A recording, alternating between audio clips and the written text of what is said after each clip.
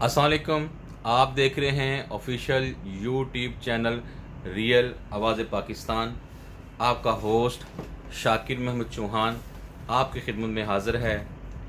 आज chief justice साहब ने क्या कहा है वो ज़रा आप सुनिए और देखिए भी।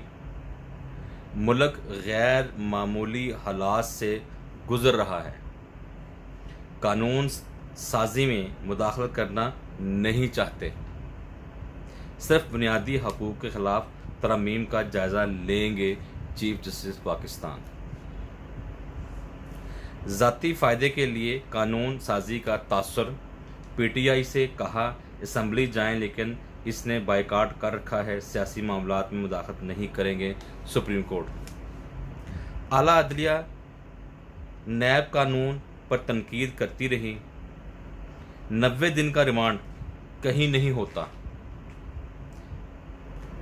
तब फौजदारी केसेस में ज़्यादा से ज़्यादा 14 रोज़ का होता है। जस्टिस उमर अता बंदियाल। इस अदलिया नैब की सज़ाएं बरकरार नहीं रखती। मुल्ज़मान बरी हो जाते हैं, लेकिन इनके दाग नहीं धुलते। वकील सफाई और वकील वफाकी हुकूमत अदालत के बाहर सियासी मौसम तब्दील होता रहा है। Justice Mansoor Ali Shah. Chief justice of Pakistan justice Umar Ata Bandial ने कहा है कि असम्बली में अपने ज़ाती फ़ायदे के लिए कानून साजी का तासुर। PTI से कहा था असम्बली जाकर अपना किरदार अदा करे, लेकिन इसने बायकाट कर रखा है। सियासी मामलात में मुदाखलत नहीं करेंगे। आला अदलिया कानून पर तनकीद करती रही। 90 दिन का रिमांड कहीं नहीं होता। फौजदारी केसेस में ज़्यादा से ज़्यादा रिमांड 14 रोज़ का होता है।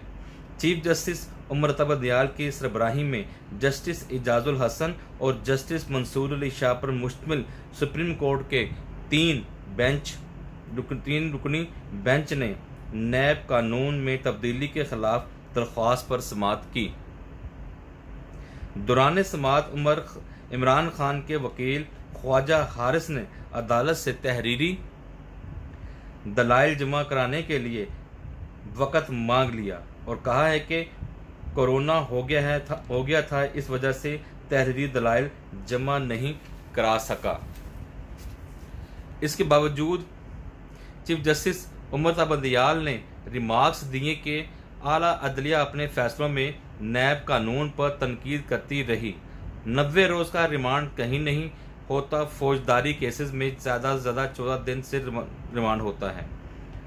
करप्शन में सज़ा की शरह जापान में 99% है, जबकि चीफ जस्टिस ने मज़ीद रिमार्क्स देते कहा है कि अदालत में सियासी मामलात में मुदाखलत नहीं करेगी, सिर्फ बुनियादी हकूक़ के ख़िलाफ़ तरमीम होने के नुक्ते का जायज़ा लेंगे। तरमीम एहतसाब के अमल से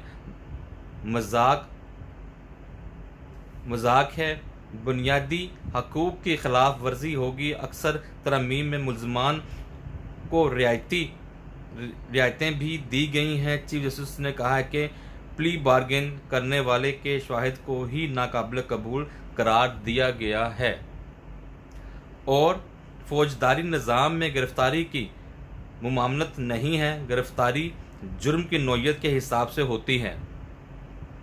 इस मौके पर वफाकी हुकूमत ने वकील मखदूम अली खान ने कहा है कि मुल्ज़मान बरी हो जाते हैं, लेकिन फिर भी इन पर से इल्ज़ामात के दाग नहीं धुलते।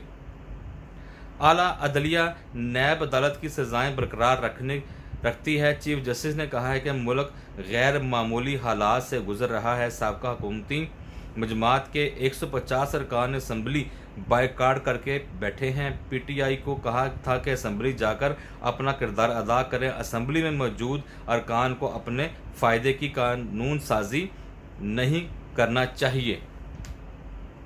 जस्टिस पाकिस्तान ने रिमार्क्स देते हुए कि अदालत कानून साजी में मुदाखलत नहीं करना चाहती।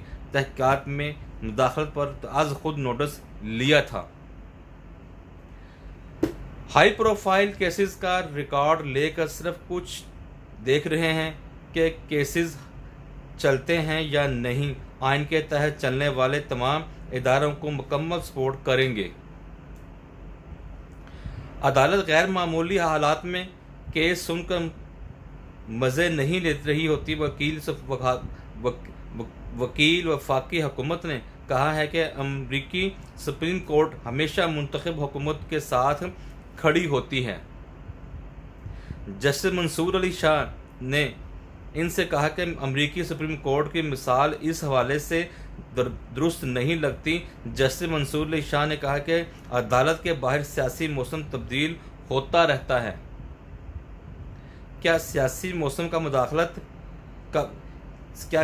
موسم کا عدالت کے اندر اثر ہونا چاہیے؟ کیا عدالت میں صرف آئین اور قانون کے موسم نہیں ہوتے؟ بعد ازاں عدالت نے کیس کی مزید سماعت 1 ستمبر تک ملتوی کر دی ہے۔ تو ناظرین، یہ جو عمران خان صاحب پی ٹی آئی کے چیئرمین ہیں اور ان پر فارن فنڈنگ اور کرپشن کے جو الزامات لگے ہوئے ہیں، ان کے حوالے سے کیس کی سنائی شروع ہو گئی ہے، اور وہ چیف جسٹس عطا عمر بندیال نے عمران خان صاحب کو بھی کہا تھا کہ آپ اسمبلی جائیں اور اپنے سارے کیسز جو بھی ہیں وہ وہاں پر جا کے مسئلے حل کریں، لیکن انہوں نے کہا کہ ہم نے اسمبلی کا بائیکاٹ کر رکھا ہے اور ہم ایسے ہی کیس ساتھ لڑتے جائیں گے۔ تو بہرحال یہ ان کا رائٹ ہے، ان کا حق ہے کیس لڑنے کا، کیس کرنے کا۔ تو بہرحال انہوں نے جسٹس عمر بندیال نے ان کو 1 ستمبر کی ڈیٹ دے دی ہے۔ تو آگے مزید جو بھی صفائی، جو بھی کچھ ہوگا، کیس میں سنوائی ہوگی، وہ 1 ستمبر کو ہوگی۔ اپنے ہوسٹ شاکر محمود چوہان کو اجازت دیجیے، دعاؤں میں یاد رکھے گا، اپنا خیال رکھے گا۔ پاکستان زندہ باد، پاکستان پائندہ باد، افواج پاکستان زندہ باد۔ اللہ حافظ۔